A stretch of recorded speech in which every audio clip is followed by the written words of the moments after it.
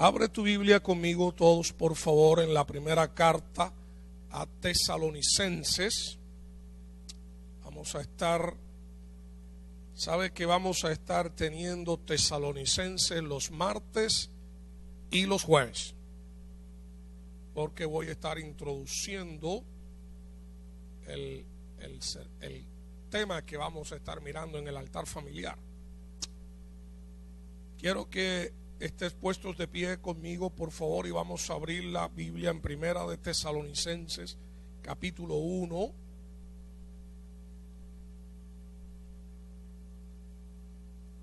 Versículo 1 al 3.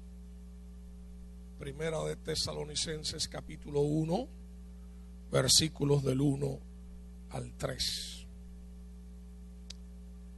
Dice: Pablo, Silvano y Timoteo, a la iglesia de los tesalonicenses, en Dios Padre y en el Señor Jesucristo.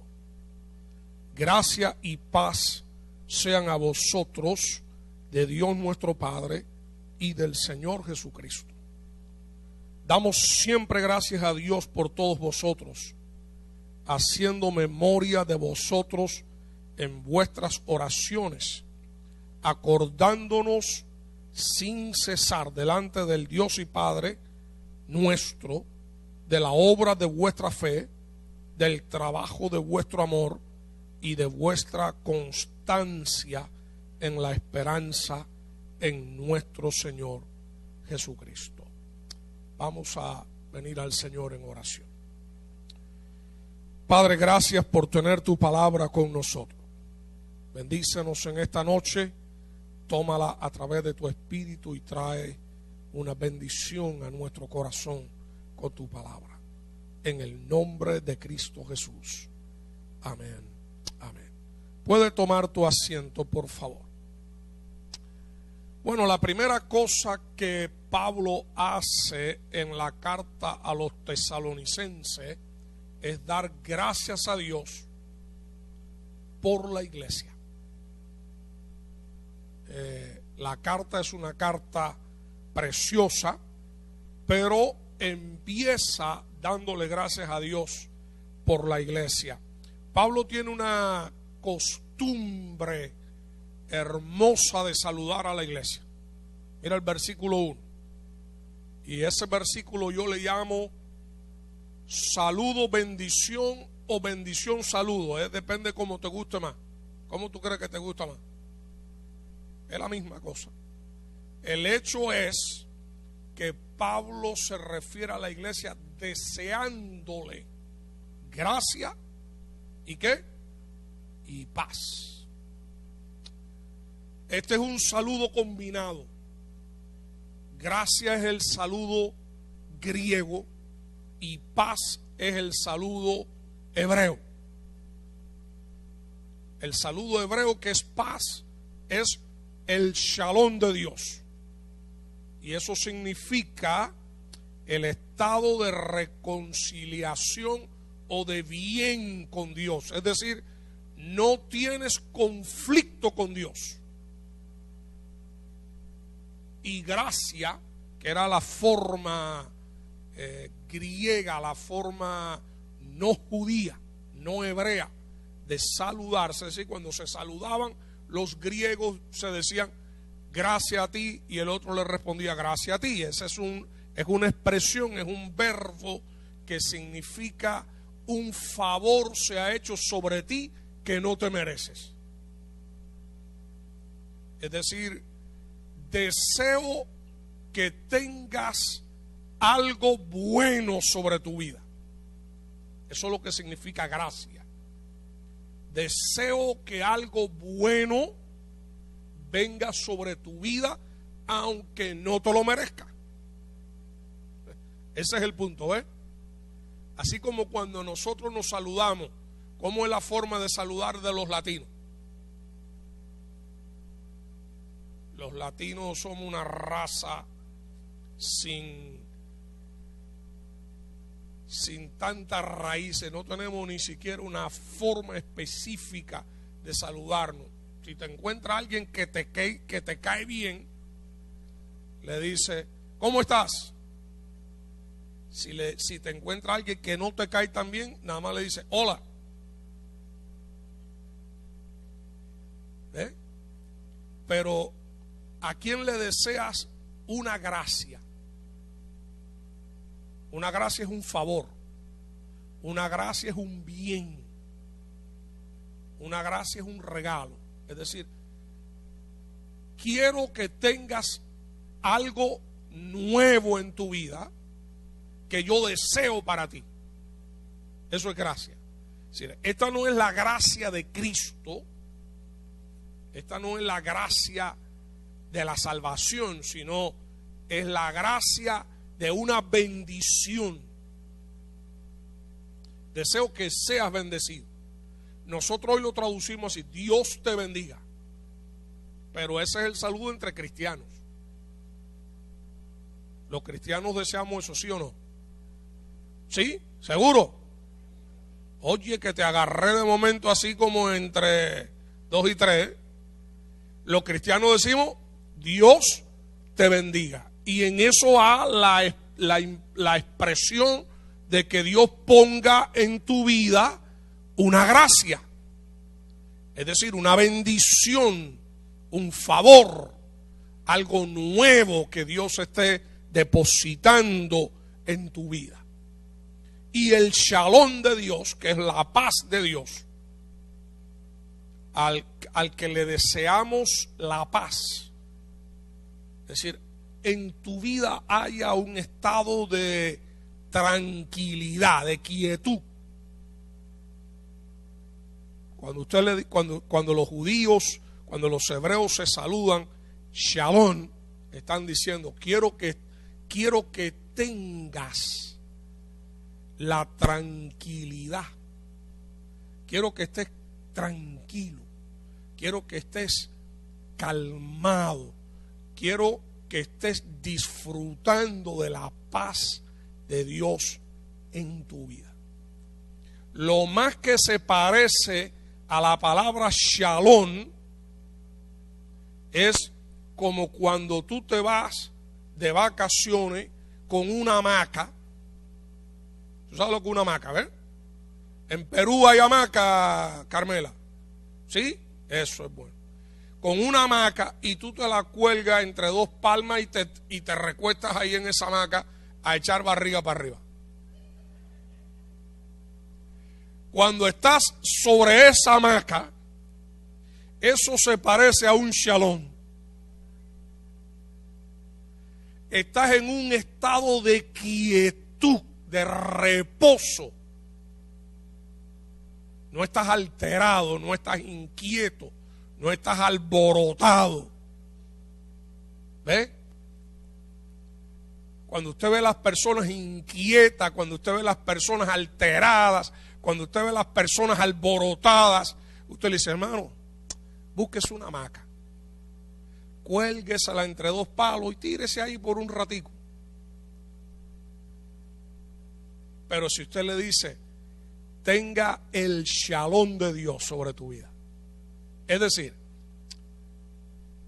ponte en paz, ponte quieto, ponte tranquilo. ¿Sabe qué cosa es eso, no? Eso se parece como cuando a usted lo agarra el tráfico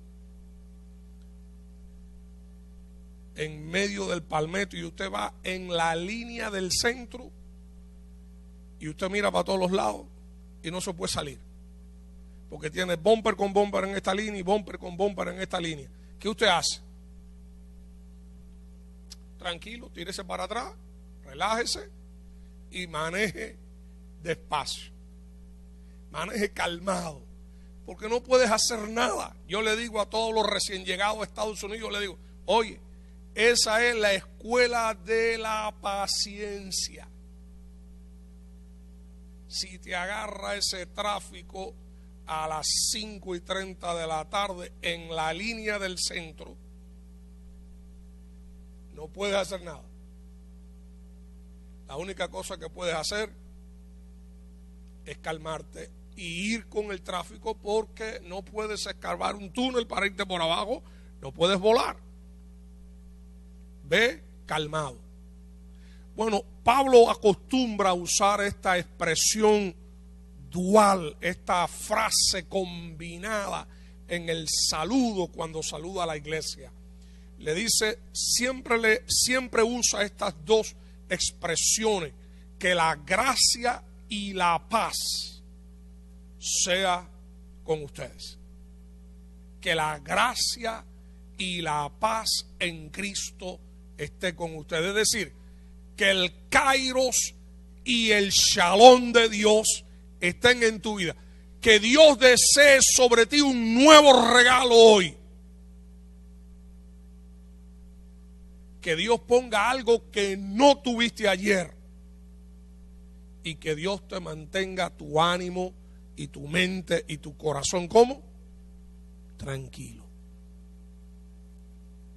Es un saludo muy interesante para cuando estamos inquietos, para cuando estamos alborotados. Así que mañana por la mañana, cuando te levantes para ir a trabajar, recuerda esto: Señor, que la gracia y el shalom tuyo estén conmigo hoy. Dame algo que no tengo, dame algo que no tuve ayer, y dame paz, dame tranquilidad. Ahora, la idea es que Pablo desea esto para la iglesia. La expresión es que él está saludando a la iglesia porque este es el corazón de él para la iglesia. La pregunta que quiero hacerte es: cuando saludas a las personas o cuando te refieres a las personas, ¿en qué términos te refieres a ellas? ¿Qué deseas para las personas? ¿Qué quieres que esté sobre esa persona? ¿Seguro? Bendición es un sinónimo de gracia, de un regalo. Oye, vamos a hacer un ejercicio, ¿qué te parece? Ponte de pie. Vamos a hacer un ejercicio. Póngase de pie y busque a un hermano esta noche y vaya y dígale: hermano, deseo la gracia y la paz de Dios sobre tu vida.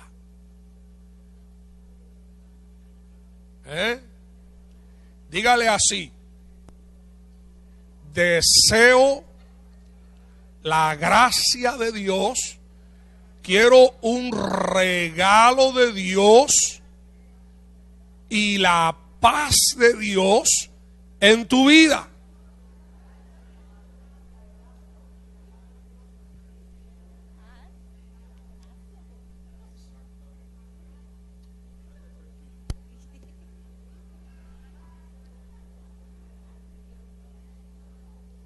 ¿Qué crees?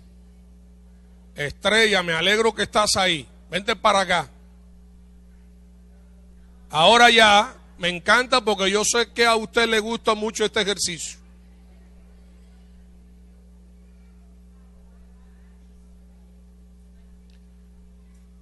¿Qué crees?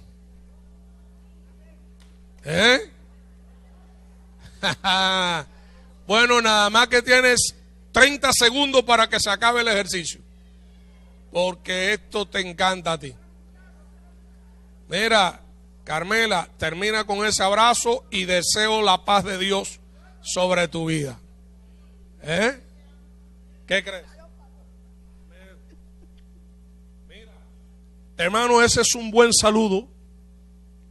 Es un saludo que lleva el corazón del apóstol Pablo sobre la iglesia. Tú puedes estar seguro que hay personas que hoy andan con su mente confundida, turbada, alborotada, y tú le digas: hermano, deseo sobre tu vida el favor de Dios, la gracia de Dios y el shalom de Dios y la paz de Dios sobre tu vida.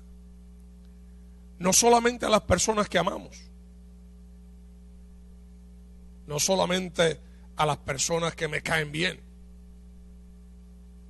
sino, y déjame decirte, el secreto del saludo está que si no lleva implícito tu corazón, el saludo no tiene efecto.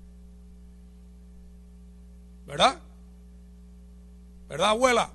Si no lleva el corazón en lo que tú deseas, el saludo no tiene efecto. Es una rutina. Es como el hola. Los americanos te dicen amigablemente en la mañana, hi. Nosotros que vivimos por 12 años en medio de ello, yo siempre le decía a algunas personas, cuando te digan hi, dijeron la máxima expresión. Es decir, si te dicen hi, siéntate afortunado. Por la mañana ellos te dicen hi y tú le devuelves hi. Y ahí va todo. Ahí va todo. Pero hay algunos que te lo dicen con una sonrisita, con una alegría, que hasta tú te sientes bien cuando te dicen hi. Hasta te llega a agradar con el curso del tiempo y de los años. No, hay hispanos que no saludan tampoco. Hay latinos que tú le pasas por al lado y no te saludan. Ahora bien, lo que quería compartir contigo, esta manera peculiar, esta manera interesante del apóstol Pablo saludar a la iglesia. Hermano, cuando eres parte de la iglesia, cuando eres integrante del cuerpo de Cristo, cuando la iglesia es parte de tu vida, deseas sobre tus hermanos un favor de Dios, un bien de Dios. No se me ocurriría pensar que quiero sobre María algo que así como, Señor, mira, tráele y pum. No se me ocurriría pensar eso, porque entonces eso demuestra que no soy parte de la iglesia.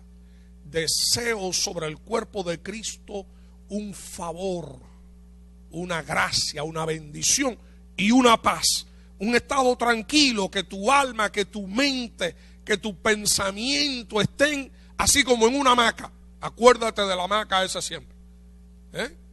Estate calmado, estate tranquilo, repósate y deja que en el bien de estar tranquilo la paz de Dios gobierne en todas tus emociones. ¿Te gusta el saludo o no? Interesante, pero a la misma vez hermoso. Es una transmisión de una bendición. Ahora, entrando ya en el grueso de la carta, entonces el apóstol Pablo va a hacer un reconocimiento, y quiero mirar 4 reconocimientos. Lamento que no lo tenemos esta noche en la pantalla, pero los que pueden escribir. El primer reconocimiento que le hace a sus hermanos, que le hace a la iglesia. Miren el versículo 3. Dice, acordándome sin cesar delante de Dios y Padre de la obra de vuestra fe, del trabajo de vuestra fe. Ese es el primer reconocimiento. Es decir, quiero reconocer que en tu fe hay obra. Que no solamente estás sentado ahí diciendo creo, sino que te has movido en la fe. Que tu fe ha sido ejercitada y ha sido puesta en práctica. Algo que tú has hecho por la fe. Algo que la iglesia ha hecho por la fe. Algo que tú has hecho por mí o has hecho por otro. Ese reconocimiento es válido. Y el apóstol Pablo le dice a la iglesia de Tesalonicense: siempre me acuerdo de la obra de vuestra fe. Era una iglesia de fe, pero era una iglesia de obra. Una iglesia que actúa, una iglesia que se ha movido en el trabajo de la fe. Dice el apóstol Santiago que la fe no es muerta, que no hay fe muerta. Vamos a verlo ahí. Santiago 2:14. ¿Quién tiene Santiago 2:14? Un lector de la Biblia que lo encontremos. Santiago 2:14.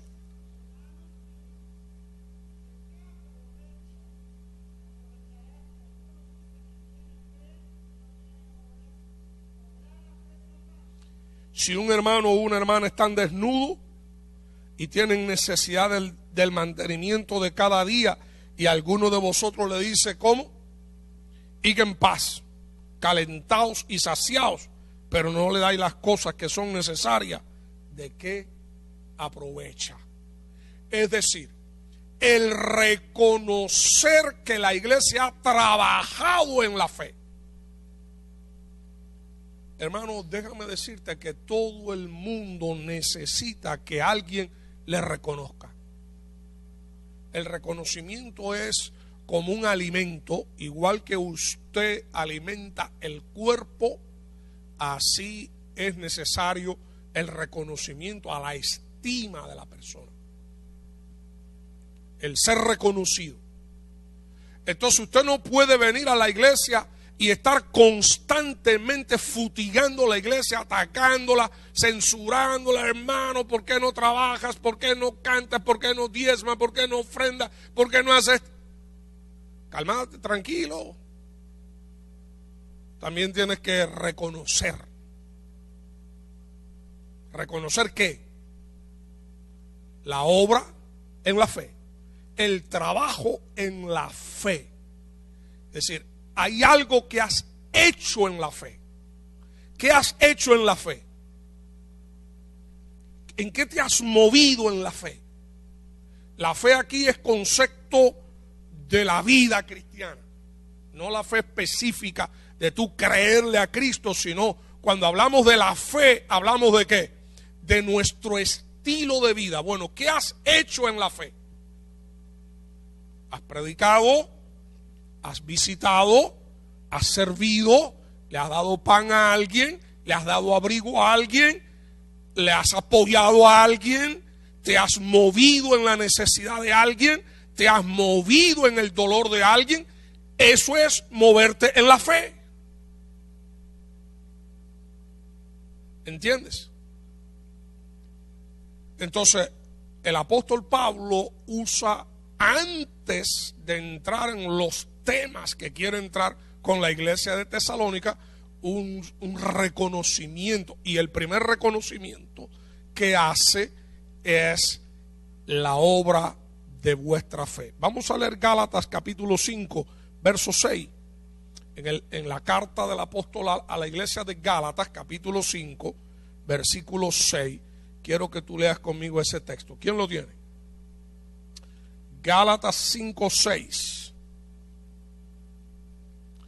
Porque en Cristo ni la circuncisión vale algo, ni la incircuncisión, sino la fe que obra, ¿por qué? Por el amor. La fe es necesaria que se manifieste a través de actos tangibles. Pero la iglesia hace eso. Los hermanos hacen eso. Y déjame decirte una cosa, es en la carta a la iglesia de Tesalónica donde el apóstol Pablo le dice: ustedes han ido más allá de sus fuerzas. Es decir, han tenido fuerza para hacer esto, pero han ido mucho más allá de sus fuerzas. La segunda cosa que reconoce el apóstol Pablo. Vamos a regresar a Tesalonicenses 1, primera de Tesalonicenses 1:3. El trabajo de vuestro amor. Y déjame explicarte el verbo que está ahí. Fíjate, la expresión, el trabajo de vuestro amor. Y usa el verbo copos, no topos, sino copos con K. Y fíjate que significa, este verbo significa el peso que soporta el amor. El peso que soporta el amor. Amas a una persona y eres capaz de soportarlo.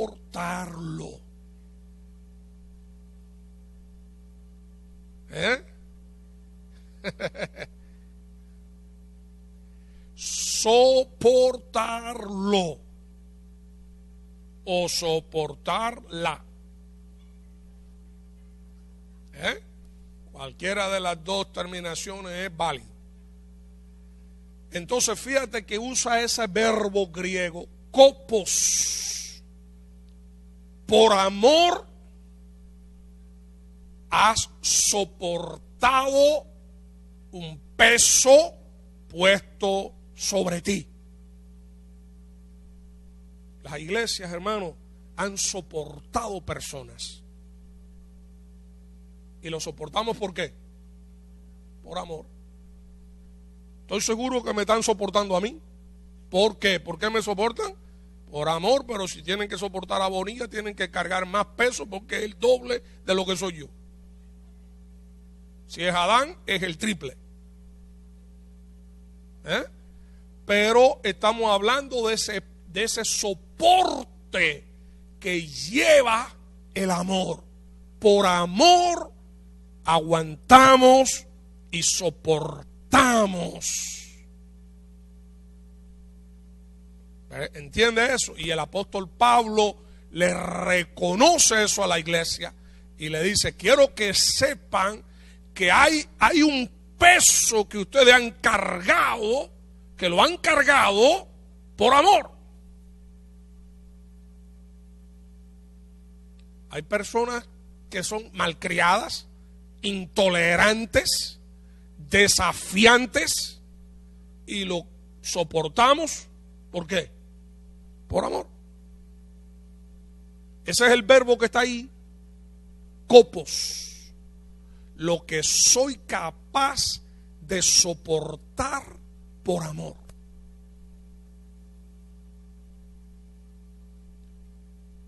Al jefe, yo sé que tú no lo soportas por amor. Al jefe lo soporta ¿por qué? Porque es el que te paga. Ese no es porque tú lo amas, sino porque te paga. Pero cuando a una persona tú no tienes ninguna razón del por qué soportarla y lo soporta, ¿es por qué? Por amor. Ahora déjame preguntarte, ¿por qué no soportó Cristo a todos nosotros? ¿Tenía que? No, lo hizo por amor. Ese es el trabajo del amor. ¿Alguien piensa que el amor es así tan simple como que todo es bueno, que todo es agradable en el amor? No, no todo es agradable en el amor. El amor es sufrido. El amor es sufrido. Es decir, allá hay una parte del amor que no suena mucho amor, pero es parte del soportar del amor. Y la iglesia, hermano, está llamada a soportar por amor. Te puedo asegurar que entre más estés entrenado en eso, más fuerte se hará tu carácter, tu espíritu. La tercera cosa en la que Dios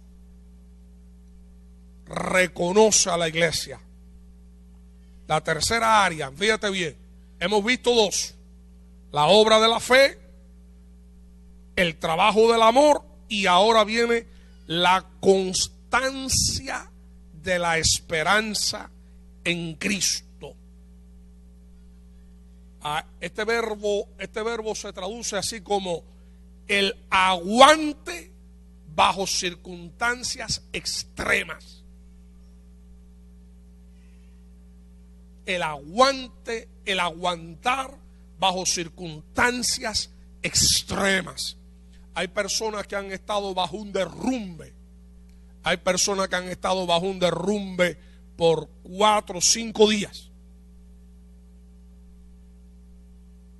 Y han estado ahí soportando en la esperanza de que lo van a rescatar. ¿Usted entiende? Entonces, bajo una situación extrema, bajo un peso, bajo un conflicto extremo, donde ya usted no tiene recursos, usted tiene la esperanza. Y la iglesia vive situaciones extremas. ¿Y cuál es nuestra esperanza? ¿Cuál es tu esperanza? ¿Ver a quién? A Jesús. ¿Por qué tú crees que somos iglesia bajo situaciones extremas? Porque la idea es que todo esto que vamos a soportar aquí no es comparable con la gloria venidera. Es decir, puedo soportar el bloque porque lo que viene es mejor que lo que tengo. Entonces, eso se llama constancia en la esperanza en Cristo Jesús. ¿Sabe qué es constante, no? Constante es permanente, firme. Eso es constancia. Aunque sea despacio, pero es permanente. Se va moviendo. Aunque sea despacito, pero es el paso firme, es constante. Constancia no es sinónimo de carrera, sino de resistencia, de aguante. Es aguantar, es resistir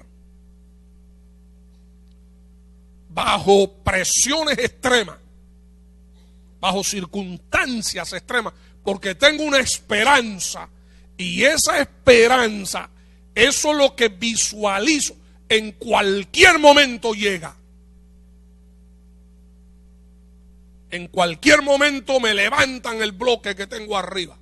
En cualquier momento me quitan la pared que me asfixia. Es esa constancia permanente para mantener mis ojos puestos ¿en quién? En Jesús. Esa es tu esperanza. Yo sé, hermano, yo sé que hay personas que vienen a las iglesias hoy que no tienen ni la menor idea de cuál es la esperanza de la iglesia. ¿Cuál es la esperanza de la iglesia? El 2014. Cristo, hermano. Cristo es la esperanza. Cristo es la esperanza. ¿Entiende? ¿Cuál es la esperanza?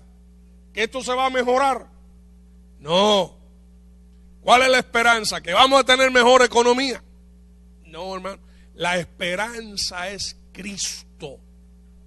La esperanza es que yo quiero estar, voy a estar con Él en la eternidad. Si me muero ahora, me voy con Él. Y si viene Él, me voy con Él. Esa es mi esperanza. Cualquiera sea. Si hay personas en las iglesias que no están seguros de eso. Hay personas en las iglesias que no están seguros de eso. Hay personas en las iglesias que vienen a la iglesia para cantar. Hay personas que vienen a la iglesia para que oren y les resuelvan problemas.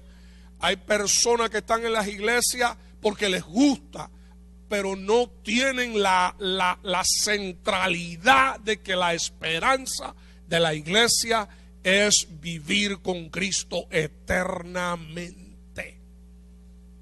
Esa es mi eternidad y me importa un fideo lo que tenga que pasar por el medio, pero esa es mi esperanza. Esa es mi esperanza. ¿Entiendes? Eso es constante, es como una rueda dentada, es como una máquina de transmisión.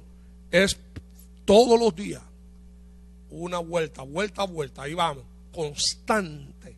Entonces el apóstol Pablo le dice a la iglesia de Tesalonicenses, mira conmigo, dice, quiero agradecer, dice, damos siempre gracias a Dios por todos vosotros, haciendo memoria en vuestras oraciones, número 1, por la obra de vuestra fe, número 2, por el trabajo de vuestro amor, es decir, por el copos, por la capacidad de aguantar por amor lo que no tenemos que aguantar.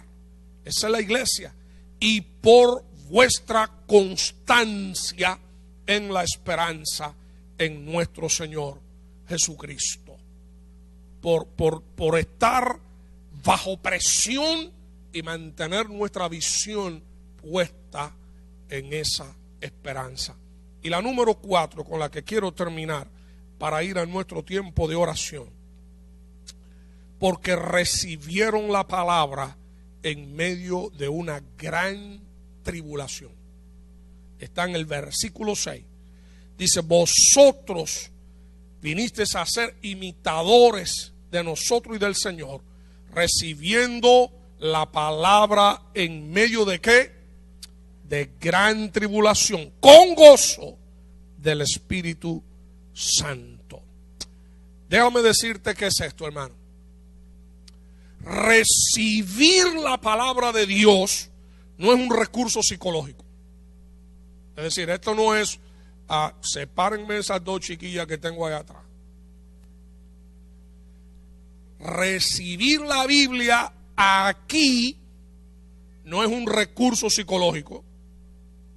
No es como que tú vienes a decir, bueno, estoy estresado, estoy angustiado, estoy deprimido y vengo a hacerme una terapia con la Biblia.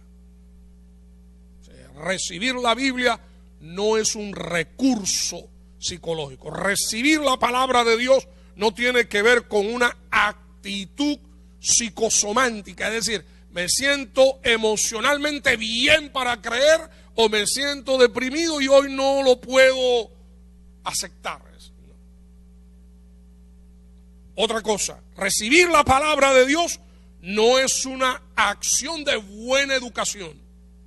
No tiene que ver con cultura. No tiene que ver con si la entiendo o no la entiendo. No es un recurso educativo. Aunque la Biblia trae educación, todos los que hemos aprendido a leer la Biblia, de alguna manera somos más educados ahora que lo que éramos antes de conocer la Biblia. ¿O no? Te voy a dar un consejo. Si crees que todavía no tienes suficiente educación, la empiezas a leer y te aseguro que te va a educar. Pero la Biblia no es un recurso de educación. Es decir, ella trae una bendición de educación, pero no fue dada con el propósito de educarnos. Fue dada con el propósito de revelar a Dios. Fue dada con el propósito de decir quién es Dios. Cuando usted lee la Biblia, el objetivo principal es que usted conozca a quién. A Dios. No es que usted conozca de todo, no, es que usted conozca a Dios. Al conocer a Dios, se educa el ser humano. Se moldea el ser humano. Alguien me preguntó un día, pastor, ¿usted cree que la Biblia tiene ciencia? Sí, sí tiene ciencia. Tiene ciencia, tiene historia, tiene cultura, tiene música, tiene poemas, tiene todo eso, pero nada de eso es el propósito de la Biblia. El propósito de la Biblia es revelar a Dios. Cuando usted conoce a Dios, conoce todo lo que con Él viene. Entonces, la Biblia tiene historia, la Biblia tiene ciencia, la Biblia tiene poesía, la Biblia tiene música, tiene todo eso, pero ese no es. La Biblia no es un catálogo educativo. La Biblia es una palabra de revelación que tiene el propósito de revelar la persona de Dios. Cuando usted conozca a Dios, aunque usted sea muy bruto, está salvado. Aunque no tenga cultura. Pero definitivamente cuando conoce la Biblia, mejorará su cultura. ¿Está de acuerdo conmigo? Ahora, recibir la palabra de Dios es, en medio de la tribulación, es un acto de fe. Y el apóstol Pablo le dice, fíjate bien, vosotros recibisteis la palabra en medio de gran tribulación con gozo del Espíritu Santo. Es decir, le creíste a Dios aun cuando estabas en medio de una gran tribulación. La Biblia vino, te dio una revelación de Dios y tomaste esa palabra y la creíste. Déjame hacerte una pregunta, hermano. ¿Tú le crees a la palabra de Dios? ¿Sí o no? Déjame decirte una cosa. Algún día en tu vida no vas a tener pastor. Y algún día en tu vida no vas a tener iglesia. Y algún día en tu vida no vas a tener a nadie al lado tuyo. Y solamente vas a tener la palabra de Dios si la tienes en tu corazón o en tu mente. Y esa palabra que tengas atesorada y guardada y archivada en tus entrañas es lo que te va a salvar. Eso es lo que te va a salvar ese día. Hay cristianos que viven su vida cristiana porque están en medio de una congregación. Y en medio de la congregación están en el ambiente congregacional. Pero te va a tocar un día, en una circunstancia de tu vida, que no vas a tener ese buen ambiente. Y esa palabra que está en tu corazón, si tú la crees, si tú crees que esa es la palabra que mi Padre me reveló a mí y me dio a mí, y esa es la palabra que gobierna y que rige el mundo, esa palabra es la que me va a salvar ese día. Es el día que se prueba la fe individual de cada uno. Cuando tú estás en la iglesia, todo aquí es chévere.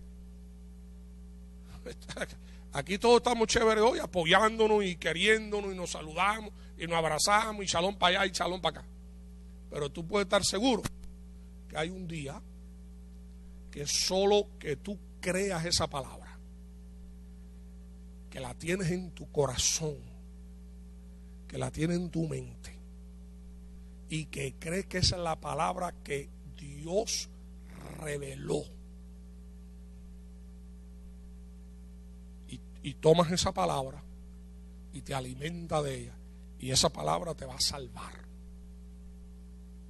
¿Ves? Esa palabra te va a salvar. Esa palabra te va a dar seguridad. Esa palabra te va a dar libertad.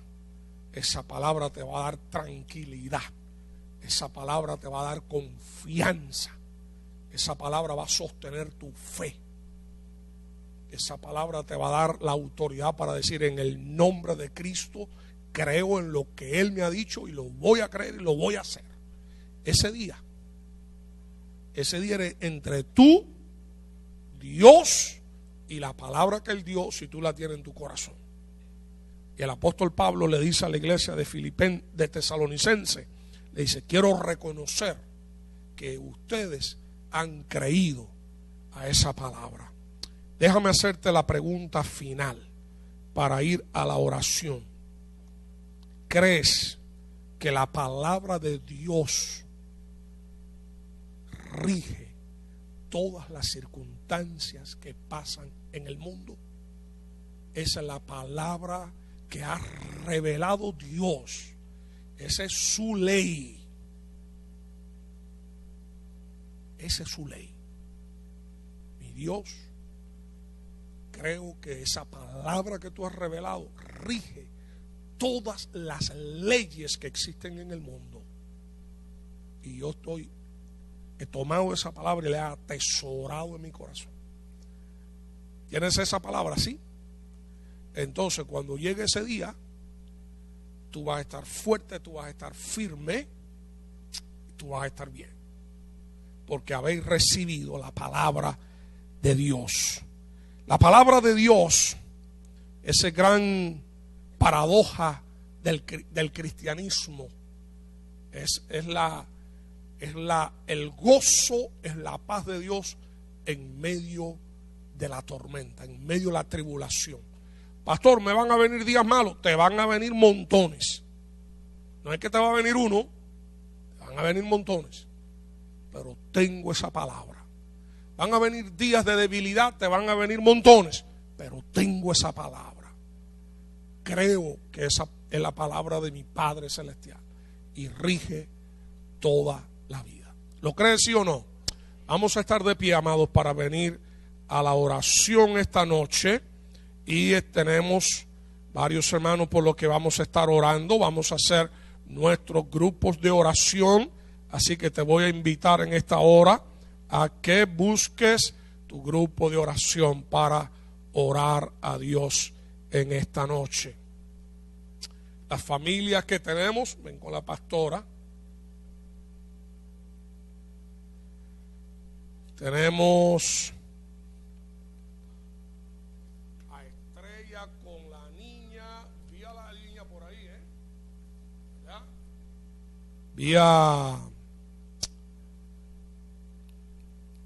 Ayúdame con ese nombre. Venga, hermana, aquí, ahí mismo pueden orar, ahí mismo hacen su grupo de oración. O ven, tráelo aquí, Carmela, tráelo aquí.